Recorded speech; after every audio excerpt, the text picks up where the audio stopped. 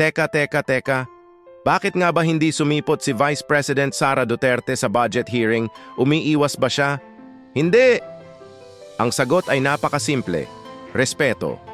Alam nyo ba may history na ng pambabastos sa kanya sa Kamara? Kaya ngayon bago siya humarap, naglatag siya ng malinaw na kondisyon. Una, dapat nandoon si Pangulong Marcos Jr.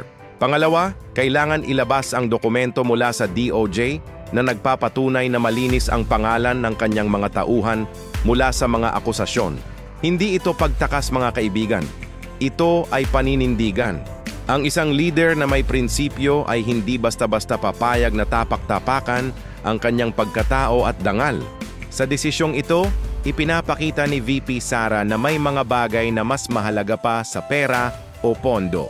Ito ay ang dangal at ang paghahanap ng patas na proseso. Ganyan ang tunay na leader.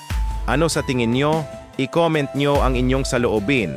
At syempre, huwag kalimutang mag-subscribe para sa mas marami pang updates. Maraming salamat!